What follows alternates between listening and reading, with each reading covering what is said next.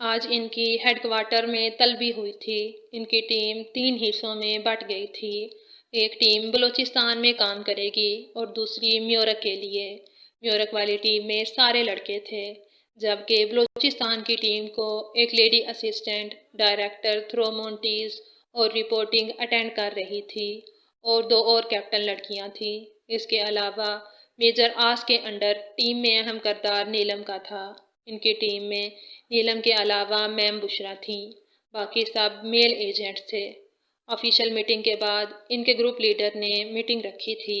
Group leader تو major آس ہی تھا۔ تمام لائحہ عمل ان کے گوش گزار کر کے اس نے کراچی جانے کے لیے مختلف راستے اور روٹ چنے تھے۔ میم بشرا، ایجنٹ انس اور کیپٹن حمزہ، آپ تینوں کی PIA کی ٹکٹس ہیں۔ آپ 3 دن بعد آئیں گے۔ اپارٹمنٹ پرفیکٹ ریڈی ہے، کراچی اور بلوچستان دونوں کا۔ اور ایک بات، ہم سب اس مشن میں ایک دوسرے کے ساتھی ہیں۔ ایک دوسرے کی حفاظت بھی ہمارے اولین مقاصد میں سے ایک ہے۔ دشمن کا وار جتنا مرضی سخت اور جان لیوا بھی کیوں نہ ہو، ہمارا جواب ایک ہی ہوگا کہ ہم کچھ نہیں جانتے۔ ساری ٹیم ایک کورس میں بولی تھی، سوائے نیلم کے۔ یہ اس کا پہلا تجربہ تھا۔ وہ ان کا طریقہ کار نہیں جانتی تھی۔ ہمارے نیوکلیئر ہتھیاروں کی جاسوسی کے لیے امریکہ ہر سال $23 بلین استعمال کرتا ہے۔ اس میں کوئی شک نہیں کہ پاکستان کی سرزمین پر سب سے زیادہ امریکی جاسوس اترتے ہیں، اور جب یہ ISI کے ہاتھوں پکڑے جاتے ہیں تو امریکہ میڈیا پر یہ شور مچا دیتا ہے کہ ہمارے سیاح پاکستان سے غائب ہو چکے ہیں۔ مجھے پورا یقین ہے میورک بھی اسی سازش کی ایک کڑی ہے۔ سب خاموشی سے اسے سن رہے تھے۔ نیلم کے رونگٹے کھڑے ہو گئے کہ وہ سب کیسے موت کے منہ میں ہاتھ ڈالنے کی تیاری کر رہے تھے۔ انہیں نہ ہی کوئی خوف محسوس ہو رہا تھا، نہ ہی کسی قسم کا ڈر، بلکہ وہ سب پرجوش نظر آ رہے تھے۔ روانہ ہوتے ہی مجھے انفارم کر دیجیے گا۔ میں اور کیپٹن نیلم کل نکلیں گے۔ اس نے نیلم کی جانب نہیں دیکھا تھا۔ ٹیم M2 وہ سب سے مخاطب تھا۔ جب میٹنگ روم میں نیلم کی ضدی آواز ابھری، ہم آپ کے ساتھ نہیں جائیں گے۔ اس کا انداز ایسا تھا جیسے وہ ٹور پر جانے کو اسے پرپوز کر رہا ہو۔ ایکچولی سر، نیلم چاہ رہی تھی کہ وہ ہمارے ساتھ آج ہی چلی جائے، مگر جو آپ کو مناسب لگے۔ میم بشرا نے بروقت بات سنبھالی۔ نیلم نے پہلو بدلا۔ سب کے چہروں پر کچھ اطمینان ابھرا تھا۔ اینی ویز، مس نیلم مشن کے کسی موڑ پر تنہا نہیں رہیں گی۔ ان کی ذمہ داری میری ہے، اسی لیے یہ میرے ساتھ ہی جائیں گی۔ If you have any other question, ask freely۔ اس نے تمام آفیسرز پر ایک طائرانہ نگاہ ڈالتے پوچھا۔ سب اپنی نشستیں چھوڑ چکے تھے۔ میٹنگ برخاست ہو چکی تھی۔ کیپٹن نیلم نے بھی اپنی کرسی چھوڑ دی تھی۔ وہ اپنے روم میں غصے سے بھری پہلے کی گئی پیکنگ کو ہی کھول کر جانے کیا کرنے میں مگن تھی، جب دروازے پر ہلکی سی دستک دیتے میم بشرا اندر آئیں۔ نیلم انہیں دیکھ کر قدرے حیران ہوئی۔ وہ سب اپنے عہدے کے حساب سے اس کے لیے کچھ زیادہ ہی مہربان اور خیال رکھنے والے ثابت ہو رہے تھے۔ شاید اس کی وجہ یہ تھی کہ وہ ان کی طرح کیپٹن کا عہدہ تو سنبھال رہی تھی، مگر اس کے فرائض سے انجان تھی۔ اسے وہ محنت نہیں کرنی پڑی تھی جو ایک عام انسان کو فوج میں شمولیت اختیار کرنے کو کرنی پڑتی ہے۔ اس کے ٹیسٹ مشن کے مطابق تھے۔ اس کی ٹریننگ بھی، اس سے آرمی کا کوئی بانڈ بھی سائن نہیں کروایا گیا تھا۔ ایک ہی ایگریمنٹ سائن ہوا تھا، وہ بھی بطور سویلین۔ اسے ادارے کا نام اس لیے دیا گیا تھا کہ انہیں ریکارڈ چاہیے تھا پریزیڈنٹ کرنے کو، اور ایک انجان لڑکی کی مدد کچھ مشکل بھی کھڑی کر سکتی تھی۔ آپ؟ نیلم نے کپڑے سمیٹ کر سنگل بیڈ کو صاف کیا۔ دیکھنے آئی ہوں کہ آج کل ایک پیاری سی لڑکی کا مزاج بہت گرم رہنے لگا ہے، انہوں نے اپنے شائستہ لہجے میں کہا۔ اتنی میٹھی آواز تھی ان کی کہ نیلم دیوانی ہوئے جاتی تھی۔ ابھی بھی اس کا غصہ ہوا ہو چکا تھا۔ بیٹھ جائیں نا پلیز۔ انہیں کھڑے کھڑے بات کرتے دیکھ کر وہ مسکان سجاتے بولی۔ باہر کا ایک راؤنڈ لگانا تھا۔ سوچا کیپٹن نیلم کی کمپنی اچھی رہے گی۔ نہیں، ضرور چلیں۔ وہ پرجوش سی آگے بڑھنے لگی۔ اسے تو سمیٹ لیں۔ میم بشرا نے بکھرے کپڑوں کی طرف اشارہ کیا۔ اوہ، وہ واپس پلٹی۔ جلدی سے سب بیگ میں ٹھونس دیا۔ میم بشرا اس کے پہوڑ پن پر ایک لمبی سی سانس لے کر رہ گئیں۔ 5 منٹ بعد وہ لوگ کالونی سے نکل کر گراؤنڈ کی طرف آ گئے۔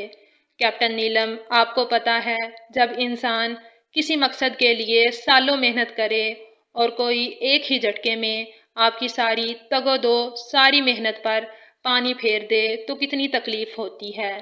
میم بشرا کی نظریں گھاس پر تھی۔ نیلم نے ناسمجھی سے انہیں دیکھا۔ تقریباً 1 سال ہونے کو آیا ہے جب میجر آس کو یہ مشن دیا گیا تھا۔ 7 ماہ کی انتھک محنت سے وہ چھوٹے موٹے اڈوں سے چھوٹے صاحب کے ذریعے ڈیک اور پھر MS تک پہنچے۔ وہ شخص اپنی ایک خاص ٹیم کے علاوہ اپنے لیے کام کرنے والے کسی بندے کے سامنے نہیں آتا تھا۔ میجر آس نے اس کے پلازا میں لنچ کیا، اس سے میٹنگ کی۔ وہ اس شخص کا بھروسہ کافی حد تک جیت چکے تھے۔ بلیک سٹار، جس کے بارے میں ایجنسیوں میں مشہور ہے کہ وہ کتے سے بھی زیادہ جلدی دشمن کی بو سونگھ لیتا ہے، وہ میجر آس کے جانے کتنے روپ دیکھ کر بھی پہچان نہ سکا۔ میجر آس کو لگا وقت قریب آ گیا ہے، وہ وقت جس کے لیے 10 سال انہوں نے انتظار کیا۔ 10 سال کا ایک ایک سیکنڈ اپنے آپ کو یہ باور کرواتے گزارا کہ میری زندگی کا مقصد کیا ہے، دہشت گردی کا خاتمہ۔ اور پھر کیا ہوا؟ ایک دن ایک لڑکی کو ہمارے مشن کا پتہ چل گیا۔ اس نے میجر آس اور انس کے گھر میں منشیات دیکھ لی تھیں۔ میجر آس نے اس لڑکی کو خوف زدہ کر کے چپ کروانے کا ارادہ کیا، مگر وہ اپنی بے وقوفی کی وجہ سے بلیک سٹار کے ہاتھ چڑھ گئی۔ اصل مسئلہ اب شروع ہوا تھا۔ نیلم نے ان کا چہرہ دیکھا، وہ رک گئی تھی۔ میم بشرا بھی ٹھہر گئیں۔ جیکٹ کی پاکٹس میں ہاتھ ڈالتے انہوں نے نیلم کے حیران کن چہرے کو دیکھا۔ تمہیں پتہ ہے تب انہوں نے کیا فیصلہ کیا؟ رپورٹ پیش کی اور اس میں اپنی اور انس کی غلطی تسلیم کر لی۔ اب میجر آس نے اس لڑکی کو بچانے کا فیصلہ کیا۔ اس کے لیے انہیں اپنی 1 سال کی محنت داؤ پر لگانی پڑی۔ وہ سب گنوانا پڑا جس کے لیے وہ 10 سال سے لڑتے آ رہے ہیں۔ سب کچھ۔ ہم سب کے لیے یہ ایک بڑی پریشانی تھی کہ ایک جان بچانے کو ہمارے لیڈر نے پورا مشن تباہ کر دیا۔ صرف ایک جان، جبکہ بلیک سٹار ہزاروں جانیں لے چکا ہے، بلکہ لاکھوں۔ وہ خاموش ڈسٹرائے ہو گئی۔ وہ گڑبڑا گئی۔ اگر آج ہم دوبارہ سے وہیں آ کھڑے ہوئے ہیں جہاں سے چلنا شروع کیا تھا، صرف آپ کی وجہ سے۔ وہ ایک صاف گو اور پر اعتماد خاتون تھیں۔ کیا میجر آس عالم نے کبھی آپ کو یہ بات جتائی؟ نیلم کا سر جھکا ہوا تھا۔ غلط تو نہیں کہہ رہی تھی وہ۔ ہمیں وہ ہار نہیں اٹھانا چاہیے تھا، اس نے گویا اعتراف کیا۔ آپ نے وہ ہار کیوں اٹھایا تھا؟ ہمیں زمرد بہت پسند ہے۔ وہ انگلیاں مروڑنے لگی۔ شرمندگی اس کے جھکے سر سے واضح تھی۔ اور اگر کوئی آپ کی یہ کمزوری ختم کرنا چاہے جس کی بنا پر ایک بڑا مشن تباہ ہو گیا، آپ کی زندگی کیا سے کیا ہو گئی، آپ ایک دہشت گرد کی نظروں میں آ گئی، تو آپ اس کو 10 باتیں سنا آئیں، اسے بے حس کہہ ڈالا جس نے آپ کی جان بچانے کے لیے اپنی زندگی کے 10 سال کی محنت ضائع کر دی، آپ کے لیے آرمی چیف ISI کے ڈائریکٹر تک سے درخواست کی۔ اسے بے حس کہتے آپ نے کچھ سوچا نہیں سوچا ہوگا۔ میجر آج صحیح کہتے ہیں، آپ بہت جذباتی ہیں، آپ نارمل بیہیو نہیں کر سکتی۔ وہ اب فل فارم میں آ چکی تھی۔ یہ سب آپ کی ٹریننگ کا حصہ تھا، اسی لیے پتا ہے مجھے۔ میجر آس نے آپ کی شکایت نہیں کی۔ ایک بات یاد رکھیے گا، کیپٹن نیلم ابرار جیسے ایک ہی عمل پر بار بار خوش نہیں ہوا جا سکتا، ویسے ہی ایک منظر پر بار بار دکھی بھی نہیں ہوا جا سکتا۔ ہم پہلی بار بہت ہرٹ ہوتے ہیں، پھر اگلی بار تھوڑا کم، پھر اور کم، اور ایک وقت آتا ہے کہ ہماری آنکھ اس منظر کی عادی ہو جاتی ہے۔ پھر دل وہ درد محسوس نہیں کرتا جو پہلی بار میں ہوا ہوتا ہے۔ یہی فارمولہ آپ پر اپلائی کرنا چاہا تھا میجر آس نے، مگر افسوس۔ وہ لمبی سانس لیتے خاموش ہو گئی۔ نیلم انہیں کہنا چاہتی تھی کہ کچھ منظر جتنی بار مرضی دہراؤ، درد پہلی بار جیسا ہی ہوتا ہے، اس میں کوئی کمی بیشی نہیں آتی۔ بہت رات ہو گئی ہے، کل ہمیں نکلنا ہے، وہ کہہ کر گھوم گئیں۔ وہ واپس جا رہی تھی جب نیلم اپنی سوچوں سے نکلتی تیزی سے ان کے پیچھے بھاگی۔ میم بشرا، میم، آئی ایم سوری۔ بالآخر وہ ان تک پہنچ ہی گئی۔ اس سوری کے حقدار میجر آس عالم ہیں۔ وہ جملے کے اختتام میں مسکراتی آگے بڑھ گئیں۔ کیپٹن نیلم ابرار وہیں رہ گئی تھی۔ ہم اتنے برے کیوں ہیں؟ ہماری وجہ سے سب ہرٹ ہوتے ہیں۔ وہ دل گرفتہ سی گراؤنڈ کی گھاس پر راستے میں ہی بیٹھ گئی۔ چاند اسے دیکھ کر مسکرانے لگا۔ پتہ نہیں ہم کہاں آ گئے ہیں، یہ سب کیسے ممکن ہے؟ یا اللہ، اس خواب سے آنکھ کھل جائے۔ گڑیا، کتنا وقت گزر گیا تھا، کسی نے اس نام سے نہیں پکارا تھا۔ وہ رو رہی تھی، وہ رونا چاہتی تھی، تبھی وہ رو رہی تھی۔ اس کا دل جو چاہتا تھا وہ کرتی تھی۔ کبھی دل کی آواز کو دبایا نہیں تھا، اس نے کبھی انجام کی پرواہ نہیں کی تھی۔ ہماری وجہ سے میجر آس کا مشن خراب ہو گیا۔ میم بشرا صحیح کہتی ہیں کہ ہم بہت جذباتی ہیں۔ اسے ابھی اپنے آپ سے بہت شکوے کرنے تھے۔ میم بشرا، انس اور حمزہ ایک ٹیم کی صورت کراچی میں داخل ہو رہے تھے، جن کے پاسپورٹ یہ شو کرتے تھے کہ وہ اندرون اور بیرون ملک آتے جاتے رہتے ہیں۔ منصوبے کے تحت انہوں نے کراچی کے ایک کلب میں، جہاں ینگسٹرز کی تعداد اکثریت میں پائی جاتی تھی، وہاں کی ممبرشپ حاصل کرنی تھی اور اسلحے کی اسمگلنگ کے لیے کام کرنا تھا۔ اطلاعات کے مطابق اس کلب میں کوئی خفیہ تہہ خانہ ہے جہاں سے اسلحے کی اسمگلنگ بھی ہوتی ہے، اور یہ کام میورک کا ہے، جبکہ کیپٹن حمزہ اور ایجنٹ انس نے ایم ایس کے بزنس کا حصہ بھی بننا تھا۔ وہ لوگ جا چکے تھے۔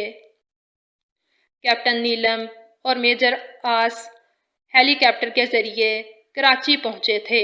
اپارٹمنٹ کا راستہ گھنٹے تک کا تھا۔ وہ خوشی سے ڈرائیو کر رہا تھا جب نیلم نے اس کی توجہ اپنی جانب کھینچی۔ ٹائیگر، وہ تھوڑا سا گھوم کر رخ اس کی جانب کرتے بولی۔ اس کی خاموشی پر وہ لب کاٹنے لگی۔ وہ اتنا سنجیدہ اور اکھڑا ہوا تھا کہ نیلم کی ہمت جواب دینے لگی۔ 10 منٹ کی مزید ڈرائیو کے بعد وہ ایک عام سے علاقے میں داخل ہوئے۔ کار کو مین روڈ پر ہی پارک کر کے وہ تنگ تنگ گلیوں سے گزرتے ایک بوسیدہ سے دروازے پر آ کھڑے ہوئے۔ ان کو رکے 1 سیکنڈ ہی ہوا ہوگا کہ دروازہ کھل گیا۔ اندر داخل ہوئے، جہاں ان کا ایک بندہ پہلے سے موجود تھا۔ میجر آس کو سلیوٹ کیا۔ ایج 57۔ میجر آس نے گھڑی اتارتے پوچھا۔ وہ لوگ لمبی راہداری سے گزرتے اب بلٹ پروف وال کے سامنے کھڑے تھے۔ میجر آس نے کوڈ لگایا، دروازہ کھل گیا۔ وہ دونوں اب بھی کوڈ ورڈز میں جملوں کا تبادلہ کر رہے تھے، نیلم کی موجودگی کو فراموش کر دیا تھا۔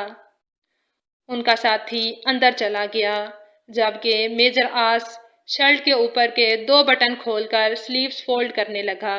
ڈھیلے ڈھالے انداز میں صوفے پر گرتے اس نے کان میں لگے ایئر فون کے ذریعے کسی کو مخاطب کرتے اپنے پہنچ جانے کی اطلاع دی اور انہی کوڈ ورڈز کو دہرایا جو کچھ دیر پہلے اس کا ساتھی بول رہا تھا۔ کیپٹن نیلم اب ان باریکیوں کو نوٹ کرنے لگی تھی۔ میجر آس وہ آنکھوں پر بازو رکھے آدھا لیٹا ہوا تھا جب نیلم نے پکارا، پلیز کیپٹن نیلم، آپ مجھ جیسے بے حس اور جذبات سے عاری انسان سے مخاطب نہ ہوں تو بہتر ہے۔ تلخ سا جواب آیا تھا، آپ کو پتہ ہے نا ہم کتنے بے وقوف ہیں اور جذباتی بھی۔ اس کا جملہ مکمل ہونے کا انتظار نہیں کیا گیا، لیکن میں بے وقوف نہیں ہوں۔ وہ اٹھ کر بیٹھ گیا۔ اس کے چہرے پر بلا کی سنجیدگی رقم تھی۔ آپ آج مجھے بتا ہی دیں کہ میرا کیا قصور ہے، کون سا ظلم کیا ہے میں نے آپ پر، جس کی بنا پر مجھے ہر بار سنگ دلی، بے حسی، بے مروتی کا طعنہ ملتا ہے۔ آج آپ جہاں بھی ہیں اپنی وجہ سے ہیں۔ مس نیلم ابرار، آپ کو کہا تھا چلی جائیں واپس اپنی دنیا میں۔ نہیں چاہیے مجھے آپ کی مدد، مت کریں یہ احسان، مگر آپ نے کیا کیا؟ میرے لاکھ منع کرنے کے باوجود ایگریمنٹ سائن کر دیا، خود کو جان بوجھ کر خاردار پتھریلے راستوں کا راہی بنا لیا، اور جب کچھ نہ بن پایا، برداشت کم ہو گئی تو سارا الزام بہت ہی جذباتی انداز میں میرے سر ڈال دیا۔ آپ بتائیں میری کیا غلطی ہے؟ میں نے کہا تھا کہ میری مدد کریں، میں نے کہا تھا کہ منہاج کے ہیرے اٹھائیں، میں نے کہا تھا کہ اس مشن میں میرا ساتھ دیں۔ وہ تو جیسے پھٹ پڑا تھا۔ ہم مانتے ہیں ہم سب کچھ اپنی مرضی سے کر رہے ہیں، مگر آپ کے لیے کر رہے ہیں۔ لاکھوں ڈیٹھ مرے ہوں گے تو نیلم ابرار کا جنم ہوا ہوگا۔ آپ کا مسئلہ پتہ ہے کیا ہے؟ خود کو بہت اعلیٰ چیز تصور کرتی ہیں۔ آپ کو یہ گوارا نہیں کہ ہار تسلیم کر لیں، مان لیں کہ میں آپ کو ریجیکٹ کر چکا ہوں۔ آپ کو کیا لگتا ہے کہ ہر انسان ظاہری حسن پر جان دے بیٹھتا ہے؟ تو مجھ سے ملیں، میجر آس عالم سے۔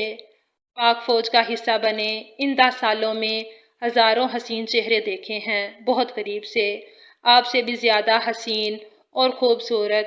راز اگلوانے کے لیے دشمن کتنے اوچھے ہتھ کنڈے اپناتا، اس کا اندازہ بھی نہیں کر سکتی آپ۔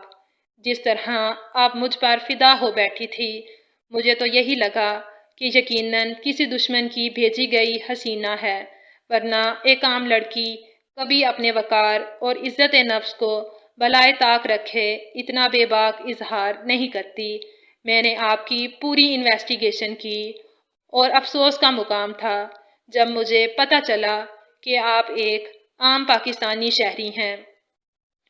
کوئی لڑکی اتنی لاپرواہ بھی ہو سکتی ہے کہ اپنے گھر والوں کی فکر کیے بغیر صرف ایک شخص کی چاہ میں اپنی پوری زندگی داؤ پر لگا رہی ہے۔ اگر آپ یہ کہتی کہ یہ سب آپ نے پاکستان کے لیے کیا، اس ملک کے لیے کیا جہاں دہشت گرد اپنے مطالبات کے لیے بچوں کو نشانہ بناتے ہیں، ان لوگوں کے لیے کیا جو آج بھی اپنوں کے جلسے جسم یاد کر کے کپ کپا جاتے ہیں، تو میری نظر میں آپ کی قدر کتنی ہوتی آپ سوچ بھی نہیں سکتی۔ مگر افسوس، آپ سب اپنے ذاتی مفاد کے لیے کر رہی ہیں۔ آج اس نے کوئی لحاظ نہیں رکھا تھا، وہ سب کہہ دیا تھا جو وہ اس کے لیے محسوس کرتا تھا۔ نیلم کا چہرہ نیلا پڑ چکا تھا، وہ خاموش کھڑی تھی، آنسو روکنے کی تگدو میں اس کے جبڑے تک کپ کپانے لگے تھے۔ میجر آس نے اس کا رد عمل نہیں دیکھنا تھا، تبھی وہ مزید کچھ کہے بغیر اندر راہداری میں گم ہو گیا۔ اس کے لب تھر تھرائے۔ اگلے ہی لمحے وہ دونوں ہاتھ کی ہتھیلیاں ہونٹوں پر رکھے اپنے سسکیوں کا گلا گھونٹ رہی تھی۔ اپنی چیخیں دبانے کے چکر میں وہ دوہری ہوتی جا رہی تھی۔ جذبہ کوئی بھی ہو، اگر شدت اختیار کر لے تو اسی طرح سسکاتا ہے، رلاتا ہے۔ اسلام میں میانہ روی کا درس دیا گیا ہے، مگر یہ میانہ روی محض گھریلو اخراجات کے بجائے جذبات میں بھی اختیار کرنی چاہیے۔ کوئی بھی جذبہ اگر کم ہو تو تشنگی رہ جاتی ہے، زیادہ ہو تو پیاس اور بڑھ جاتی ہے، پھر دنیا کے 7 سمندر بھی یہ پیاس بجھا نہیں پاتے۔ इश्क नचावे नाच अनोखा, मैं हंस हंस रोंदी जावां। अमदाद बलोच की कार्रवाइयाँ मज़ीद बढ़ती जा रही थी। जिन तंजीमों से उसने राब्ते अस्तवार कर रखे थे, एजेंट अनस की उन पर ख़ास नज़र थी। इसकी पूरी टीम एक एक पल की खबर इसे दे रही थी, जिसके तहत अमदाद बलोच उनकी नज़रों में आ गया था। एजेंट अनस चाहता था कि अब कोई बहरोपिया बनकर इसकी गैंगिंग का हिस्सा बन जाए, ताकि इसका मकसद समझ सके। दहशतगर्द का तसव्वुर करते ही हमारे दिमाग में एक खाका सा बन जाता है, जिसमें एक शख्स शलवार सूट में चेहरे पर दाढ़ी सजाए हाथ में बड़ी सी गन पकड़े नजर आता है।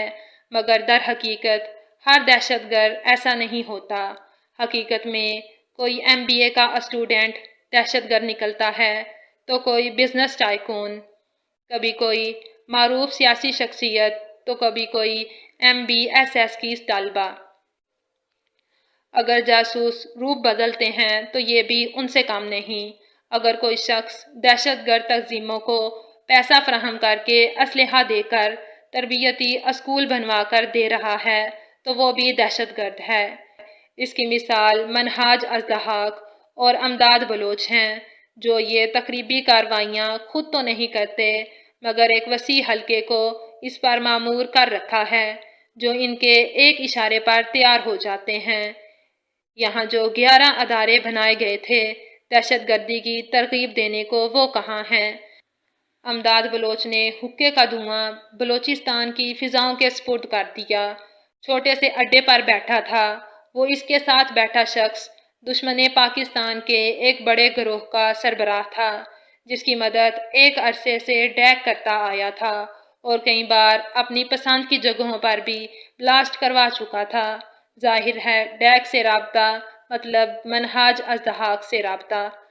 कुछ महीनों पहले कराची की एक जामिया में ब्लास्ट करना था, जिसके लिए हमारे तरकीबी स्कूल से चंद बच्चों को चुना था। फिर हुआ यूं कि फौज को उसकी खबर हो गई, तभी सब तबाह हो गए। वो बान की चारपाई पर चुत लेटा बोल रहा था।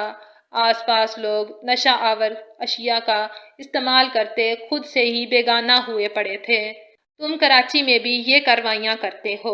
अमदाद बलोच ने इसकी जानिब देखा, जो ढाबे नुमा इस जगह की छत को घूर रहा था। नहीं यारा, वो तो एक साहब है, बड़ा बंदा है भाई। उसके एक बंदे का हमसे राबता था, वही आता है बच्चे लेने। अरसा हो गया, अब नहीं आया। उसने अमदाद बलोच के पुरसोच चेहरे की जानिब देखा। उसका कोई पता वता मिलेगा? हाँ, इसने सवाल करते ही हुक्के की नाली मुंह में उड़ेस ली। मैं पता करता हूँ कि मामला क्या है।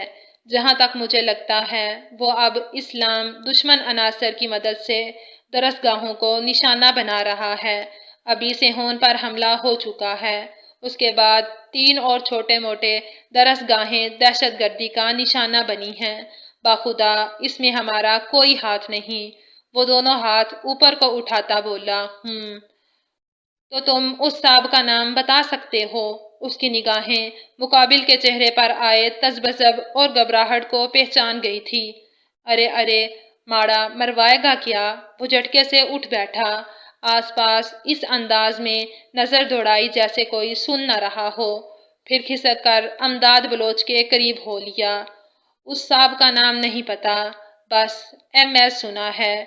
2-3 बार खबरों में भी आया है कि फौज के बंदे मारता है। जो भी उसके खिलाफ काम करता है वो बचता नहीं। बड़ा खतरनाक बंदा है। अमेरिका की सियासी तंजीमों के बंदे इसे सपोर्ट करते हैं। पाकिस्तान के भी कुछ सियासी लोग उसके हक में बोलते हैं और शायद सऊदीया में रहता है। फौज इसके खिलाफ सबूत इकट्ठे नहीं कर पा रही और बगैर सबूत के उसे मारा नहीं जा सकता। उसके खिलाफ बात करते हैं तो सियासत में हलचल मच जाती है और सियासी लीडर्स अवाम को फौज के खिलाफ भड़काती है। फिर ये बंदे ISI मुर्दाबाद, फौज मुर्दाबाद नारा लगाता है। वो सरगोशियों में बोल रहा था, तुम्हें जब इतना पता है तो उससे किसी तरह राब्ता करवा दो। वो अंदर से हचकोले खा रहा था। مگر مقابل سے مکمل اعتماد سے مخاطب تھا۔ تم کیوں کرتا ہے ہم سب کی مدد؟ تمہارا کیا دشمنی ہے اس ملک سے؟ امداد بلوچ نے دھواں چھوڑا جس کے چھلے دور دور تک اڑ رہے تھے۔ فضا میں آلودگی بڑھنے لگی۔ پاکستان کی پیدائش سے چلتی دشمنی نبھا رہا ہوں، وہ بڑبڑایا۔ نظریں سامنے ریتلی زمین پر جمی تھی۔ ان نظروں سے لپکتے شعلے وہ نہ دیکھ سکا۔ پتہ نہیں کیا بولتا ہے تم؟ وہ اس کی بڑبڑاہٹ کو نظر انداز کرتا گنگناتا ہوا لیٹ گیا۔ جی باترا اڑائے خطبتی کبڑی باوا کبا کشمیوو صاف دیٹک تو سونی اڑائے۔ وہ فائل اسٹڈی کر رہی تھی جو ایک آئی اسپیشلسٹ کی لکھی گئی تھی۔ اس میں وہ تمام ترکیبیں موجود تھی جس سے آپ کسی کو بھی اپنے اندھے پن کا یقین دلا سکتے ہو۔ اس کو پڑھنے کے بعد وہ کوشش کر رہی تھی۔ آئی بال کی موومنٹ ایک مشکل مرحلہ تھا جس کے لیے اسے مسلسل 2 گھنٹے لگے تھے۔ پریکٹس کو اب تو گردن میں بل آنے لگا تھا۔ وہ مرر کے آگے سے ہٹ گئی۔ کمرہ بہت کشادہ، صاف ستھرا اور ویل فرنشڈ تھا۔ اسے کل جانا تھا منصوبے کے تحت منہاج الضحاک سے ملنے۔ جیسے جیسے وقت قریب آ رہا تھا اس کی گھبراہٹ بڑھتی جا رہی تھی۔ دل عجیب سا خالی پن محسوس کر رہا تھا۔ اداسی سی چھائی تھی جیسے کالی گھٹا چھا گئی ہو۔ آپ نے کچھ کھایا کیوں نہیں؟ وہ اور اس کا ساتھی رات کا کھانا بھی کھا چکے تھے، مگر وہ جب سے آئی تھی میجر آس کی تلخ کلامی کے بعد سے بس اپنی تیاری میں مگن تھی۔ ٹائیگر اب تک تو اس کی عادت سے واقف ہو چکا تھا۔ وہ ناراض ہو یا خفا وہ کھانا چھوڑ دیتی تھی۔ ایک دن کھانا نہ کھانے سے ہم مر نہیں جائیں گے۔ وہ الماری میں چہرہ دیے کھڑی تھی۔ کیپٹن نیلم، ہمیں ایک ساتھ کام کرنا ہے۔ اس کے لیے ضروری ہے کہ ہم آپسی معاملات کو مشن کے ختم ہونے تک نہ چھیڑیں۔ وہ سمجھانے کے انداز میں بولا۔ عجیب شخص تھا۔ دوپہر والی تلخی کا اس کے لہجے میں ہلکا سا بھی عنصر موجود نہ تھا۔ ہمارے درمیان تو کچھ بھی نہیں ہے ٹائیگر، جو ہے میری طرف سے ہے۔ وہ اس کی جانب مڑتی بولی۔ میں آپ کو جواب دے چکا ہوں، اس نے ناگواری سے کہا۔ بہت اچھا جواب دیا ہے آپ نے۔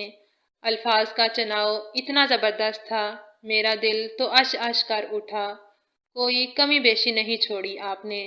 یہ تو طے تھا کہ وہ میجر آس کی بات کو کبھی نہیں سمجھے گی۔ ٹائیگر کچھ بھی کہے بغیر اس کے روم سے نکل گیا۔ وہ 2 منٹ بعد پھر سے آیا تھا۔ نیلم شرٹ ہاتھ میں تھامے بیڈ کے کنارے بیٹھی تھی۔ پہلے ڈنر کریں، پھر جگڑ لیجئے گا آپ۔ وہ کھانے کی ٹرے بیڈ کے تقریباً درمیان میں رکھتے بولا۔ آپ فیلنگ لیس انسان سے لڑیں، دماغ نہیں خراب ہمارا۔ مطلب بات وہیں آ ٹھہری تھی۔ کیا چاہتی ہیں آپ؟ سوری کروں؟ وہ پنجوں کے بل نیچے کارپٹ پر بیٹھ کر اس کے ہاتھ سے شرٹ کھینچتا پوچھنے لگا۔ وہ جانتا تھا نیلم ابرار کو کیسے ٹریٹ کرنا ہے۔ اس کا یہ چہرہ بناوٹی تھا۔ اصل تو وہ تھا جو دوپہر میں نیلم کی ذات کا خلاصہ کر رہا تھا۔ مگر کئی بار ہوتا ہے ہم اداکاری کرتے کرتے حقیقت میں اس کردار کا رنگ اپنے اوپر چڑھا لیتے ہیں۔ ہمیں واپس جانا ہے۔ وہ اطمینان سے بولتی ٹائیگر کا دماغ گھما چکی تھی۔ تمہاری مرضی چل رہی ہے۔ ڈرامہ سمجھ رکھا ہے تم نے۔ 3 مہینے تم پر دماغ خراب کرتا رہا ہوں میں۔ تم کہہ رہی ہو واپس جانا ہے۔ کہا تھا میں نے، تم لائق ہی نہیں ہو اس کام کے، اس مشن کے۔ یہ کام اعلیٰ ظرف لوگ ہی کر سکتے ہیں، تمہارے جیسے خود غرض نہیں۔ آرمی چیف سے، بریگیڈیئر عتیق الدین سے، ڈائریکٹر جنرل سے، سب سے کہا تھا کہ یہ لڑکی نہیں ہے بھروسے کے قابل۔ ایک اممیچور ٹین ایجر، ایکسپیکٹیشنز مت رکھیں۔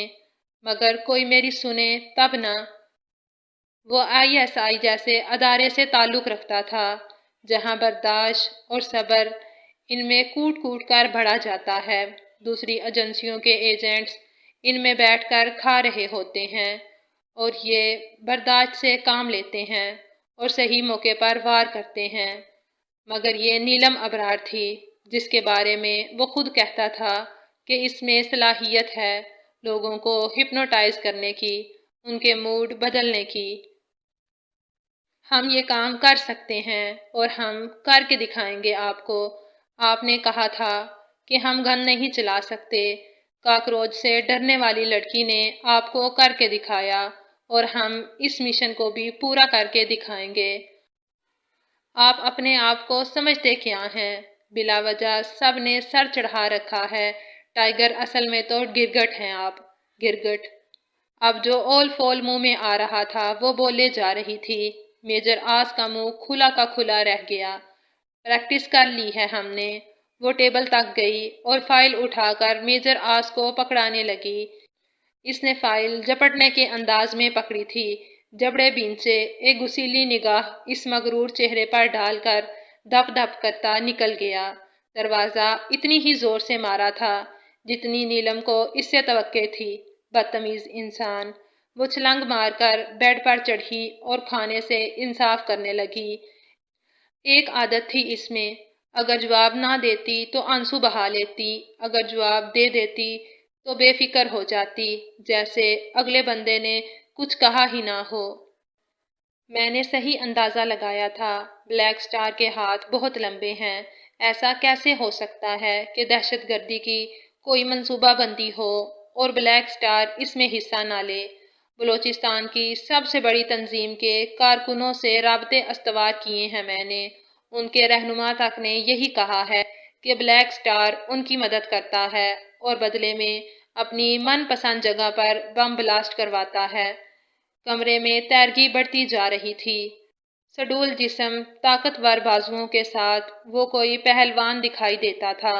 کلین شیوڈ، گندمی رنگت، پیٹ کے بل بیڈ پر لیٹا سامنے لیپ ٹاپ رکھے ہوئے تھا، جس کی روشنی کمرے کی تاریکی کو کچھ کم کر رہی تھی۔ وہ صرف ٹراؤزر پہنے تھا۔ اس کی کمر پر چند لمبے لمبے نشانات تھے۔ تو پھر آگے کا کیا سوچا تم نے؟ وائرلیس سے ایک بھاری مردانہ آواز ابھری۔ وہ کمر کے بل پلٹ گیا۔ چہرہ اب چھت کی جانب اٹھا ہوا تھا۔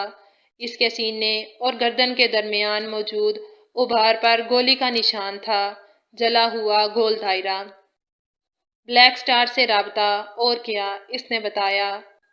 تو میں رپورٹ میں اس بات کی نشاندہی کروں؟ دوسری جانب سے سوال کیا گیا۔ ہاں کر دو۔ مجھے لگتا ہے کہ انڈر ورلڈ میں موجود ہمارے بندے اب بلیک سٹار پر بھروسہ کر سکتے ہیں۔ مجھے وہ پاکستان کا خیر خواہ نہیں لگتا۔ خیر، اس کا فیصلہ تو ایجنسی کرے گی۔ دوسری جانب سے جواب آیا۔ تم کیوں نہیں مل رہے بلیک سٹار سے؟ تمہیں نہیں لگتا یہ وقت بیسٹ ہے جب اس کے ساتھی آہستہ آہستہ کم ہو رہے ہیں؟ وہ تجویز پیش کر رہا تھا۔ ایگل کی وجہ سے میں اس کی نظروں میں کھٹکنے لگا تھا۔ بہت مشکل سے ثابت کیا کہ میں ISI کا بندہ نہیں ہوں، اور اپنا بدلہ بھی خوب لیا۔ ایگل کو ذلیل کروا کے نکلوایا ہے MS پلازا سے۔ آخری جملے پر اس کی آواز پرجوش سی تھی۔ تمہیں کیا لگتا ہے ایگل ISI کا بندہ ہے؟ اس کے بارے میں تو کچھ کہا نہیں جا سکتا، مگر حرب کے قتل میں اس کا ہی ہاتھ ہے۔ دوسری جانب موجود شخص کی آواز میں اب غصہ شامل تھا۔ کمینے پاکستانی ہماری زمین چھین کر ہم پر ہی ہتھیار چلاتے ہیں، وہ دانت پیستا بولا۔ میں بھی بدلہ لیے بغیر خاموش نہیں بیٹھوں گا۔ انہوں نے ہمارا ایک ساتھی مارا ہے، ہم ان کا پورا خطہ تباہ کر ڈالیں گے۔ مقابل پرعزم تھا۔ ضرور، اس نے مٹھی دباتے اپنے ساتھ کا اعلان کیا۔ آپ تیار ہیں؟ ٹائیگر نے گپ اندھیرے میں درخت کی اوٹ میں کھڑی نیلم سے پوچھا۔ اس نے وائرلیس نما ڈیوائس کے تھرو، جس میں پہلے سے سیٹ کردہ کوڈ پر رنگ دی۔ یہ کوڈ اس کی نگرانی میں M2 گروپ کے ممبرز کو دیا گیا تھا۔ وہ خود بھی اس سے رابطہ کر سکتا تھا اور اس کے گروپ ممبرز بھی رابطہ کر سکتے تھے۔ اس ڈیوائس کی فریکوینسی ایسی سیٹ کی گئی تھی کہ رابطے کے دوران آس پاس کی باقی تمام فریکوینسیز ڈسٹریکٹ کر دی جاتی تھی تاکہ لوکیشن نہ ٹریس کی جا سکے۔ دراصل گلوبل ٹیلی کام نیٹ ورک کے سگنل سسٹم جسے SS7 کہتے ہیں، اس کے ذریعے آپ کسی بھی نمبر پر بھیجی جانے والی emails, SMS، calls recording, photos, contacts, یہاں تک کہ پورا اسمارٹ فون کا ڈیٹا ہیک کر سکتے ہیں۔ اس کے ساتھ ساتھ اس شخص کے مقام کا بھی پتہ لگایا جا سکتا ہے۔ MS سے تو اتنی توقع نہیں تھی کیونکہ وہ زور بازو پر کام کرنے والا تھا، مخبر چھوڑنے والا۔ مگر ٹائیگر کو خطرہ شاکر اور میورک سے تھا۔ وہ جانتا تھا کہ یہ بندے را اور CIA سے تعلق رکھتے ہیں۔ پتہ نہیں یہ اس کا جنون تھا، مشاہدہ یا تجربہ، کہ وہ بندہ دیکھ کر ہی اس کے بارے میں اندازہ لگا لیتا تھا۔ گو کہ میورک کے خلاف اسے کوئی ثبوت نہیں ملا تھا، مگر اسے اپنی اس ذہانت پر پورا یقین تھا۔ پچھلی بار وہ صرف MS کے لیے میدان میں اترا تھا، کم وسائل اور کارکنوں کے ساتھ، مگر اس بار مشن میں 300 سے زائد ایجنٹس اور آرمی افیسرز تھے، جو بلوچستان، کراچی، امریکہ، سعودیہ، افغانستان میں بھیس بدلے اپنے اپنے کاموں پر پوری ہمت، جوش اور جذبے سے جٹے تھے۔ پچھلی بار ان کے 4 ساتھی شہادت حاصل کر چکے تھے، اب نہ جانے کتنوں کی باری تھی، مگر وہ بے فکر تھے۔